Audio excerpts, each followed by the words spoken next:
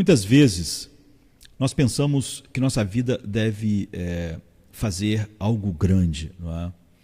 Isso faz com que a nossa vida acabe sendo muito menos do que devia ser, não é? Se nós pensássemos de maneira mais centralizada no que realmente importa para a nossa vida, quão diferente seria a nossa vida do que é? Se em vez de pensarmos em muitas coisas, mas pensarmos em algo mais focado, não é? E que aparentemente aos olhos do mundo fosse menor, mas tivesse um tamanho, uma dimensão muito maior a olhos espirituais. Então pense, imagine alguém que vê esse mundo para dizer apenas uma frase. Se eu ou você tivéssemos nascido para dizer apenas uma frase, que frase você diria?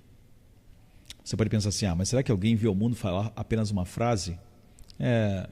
Por exemplo, João Batista, ele foi um cometa que passou com uma rapidez imensa por esse planeta. Viveu 30 e poucos anos.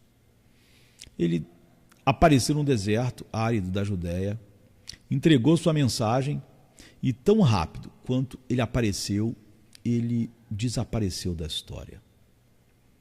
Eu acho que fugaz é uma palavra que pode muito bem descrever a mensagem de João por aqui, no mundo. Ele foi escolhido, apesar disso, para vir a esse mundo e dizer uma frase. Isso não quer dizer que a vida dele era pequena. Ele veio a esse mundo para preparar o caminho do Senhor. Agora, o que a pessoa que veio ao mundo para introduzir o Filho de Deus ao mundo, ou no mundo, devia dizer? Se fosse você que tivesse que dizer uma frase para introduzir Cristo no mundo, que frase você diria? Que frase você acha que ia ter o impacto necessário? As pessoas que sempre pensam em ser relevantes para o mundo, para a sociedade, ou que querem impressionar as pessoas ou a cultura com uma mensagem impactante, pensariam numa frase bombástica ou uma frase que apelasse para os desejos caídos e egos centralizados do homem, voltado para si mesmo, homem curvatus em si, amante de si mesmo, que faz da sua autoestima o seu grande trabalho, Então, facilmente hoje a igreja mesmo pensaria numa frase, eu diria do tipo: eis o homem que pode ressuscitar os mortos, para introduzir Jesus. Que impacto, Ninguém pode ressuscitar os mortos. Então, e a morte é uma coisa terrível para todo mundo, Todo mundo quer poder lidar com a morte assim, Com a morte de quem ama, enfim.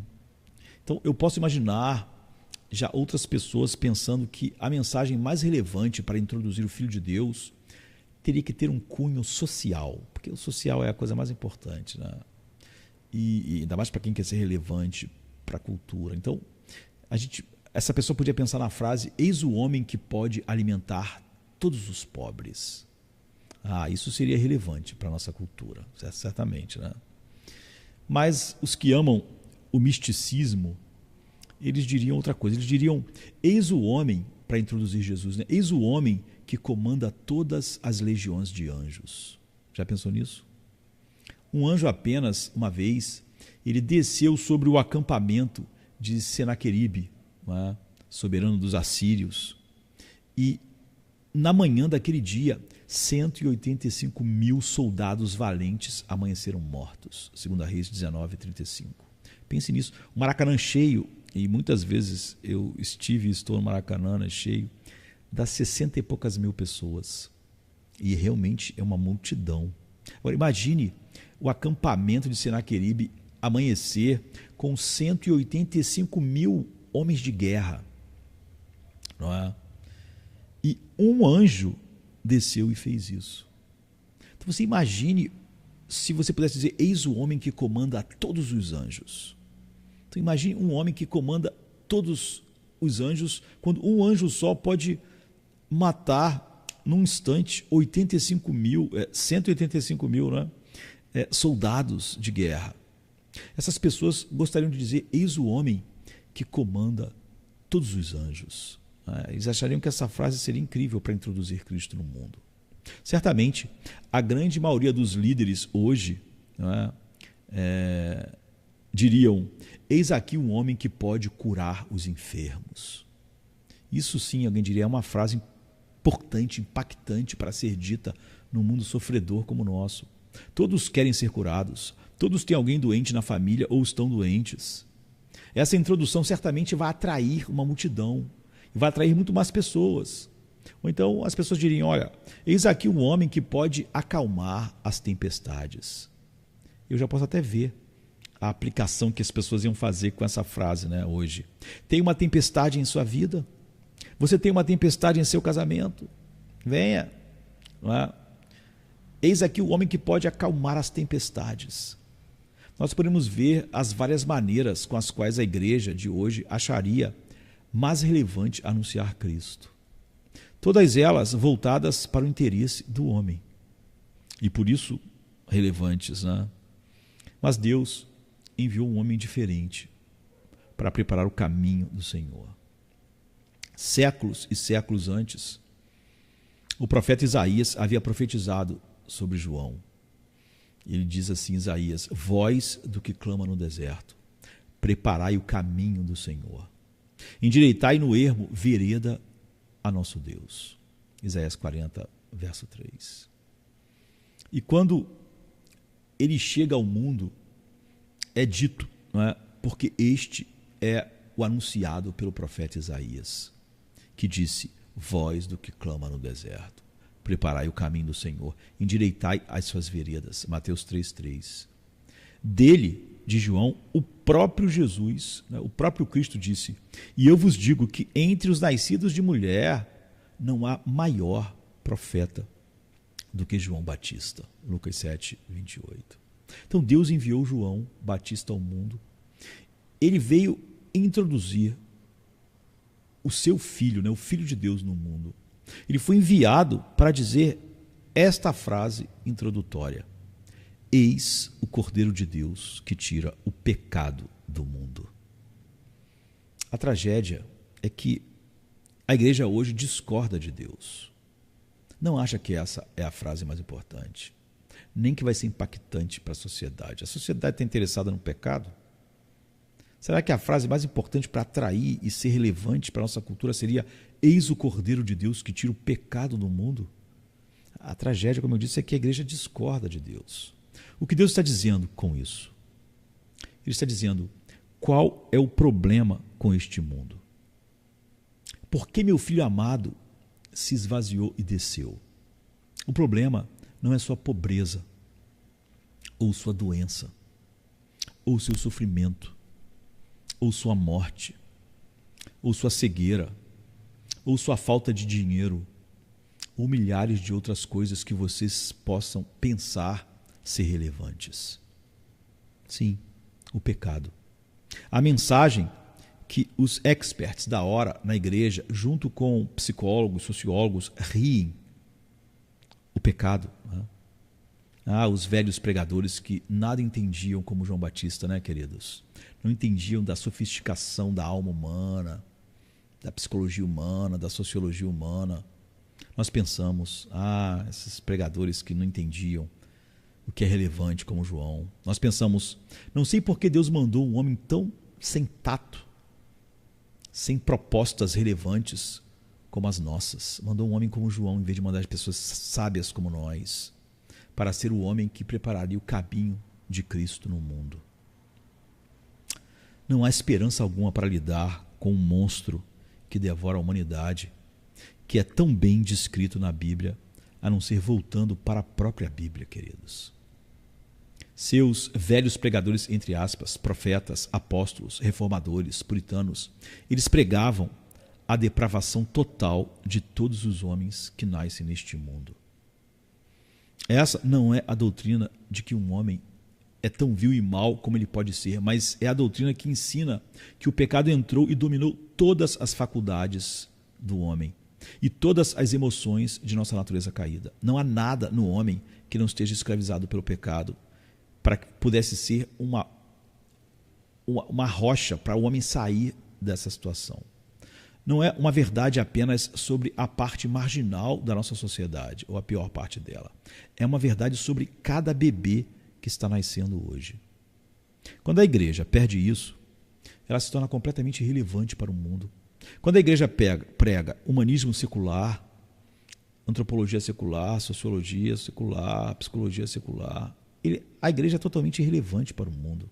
Deus trata não apenas com as espinhas da superfície, que o mundo acha que está enfeiando ele, como um adolescente acha que aquela espinha ali está destruindo a vida dele.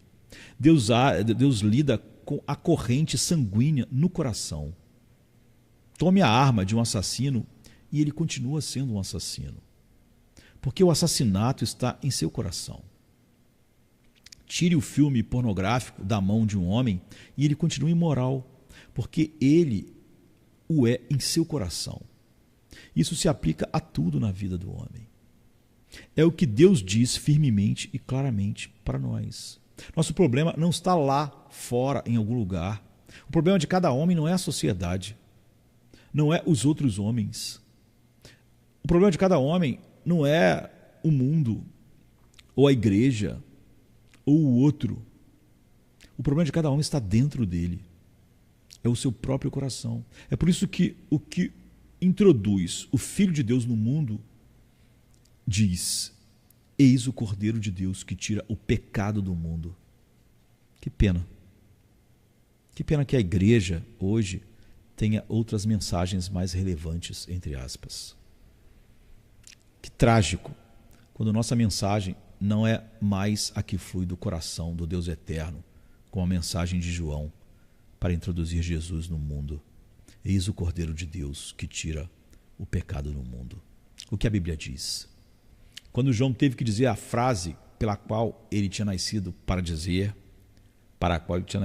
né, o que ele disse?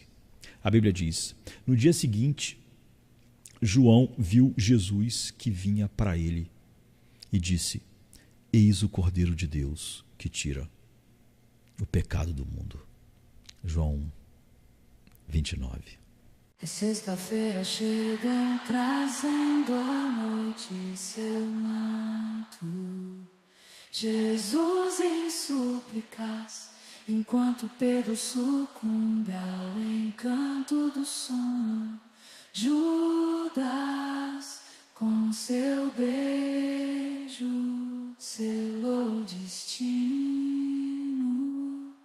Traição que esboça o pranto. No silêncio da noite, a esperança parece se esconder, mas o eco do domingo aos poucos começa a nascer. Pilatos em sua indecisão, o sinédrio em conspiração, a turba em escárnio desconhece a ressurreição. Discípulos fugitivos, corações partidos, Maria em lágrimas, Pedro nega, o galo canta, anunciando amanhã que tarda. É sexta-feira, clama a criação, mas o domingo se anuncia, trazendo redenção. Nosso Salvador, sob o peso da cruz, caminha entre a multidão que zomba, sua santidade diminui. A coroa de espinhos, o sangue que escolhe marcas de amor infinito. É a sexta-feira, mas a esperança do domingo não está tão distante. Elevado na cruz, entre criminosos a dor se faz presente. O véu se rasga, a terra treme, o céu escurece, um silêncio envolvente. A pedra Os guardas se postam, a vigília começa, mas a promessa do domingo no coração ainda aquece. É sexta-feira, mas não é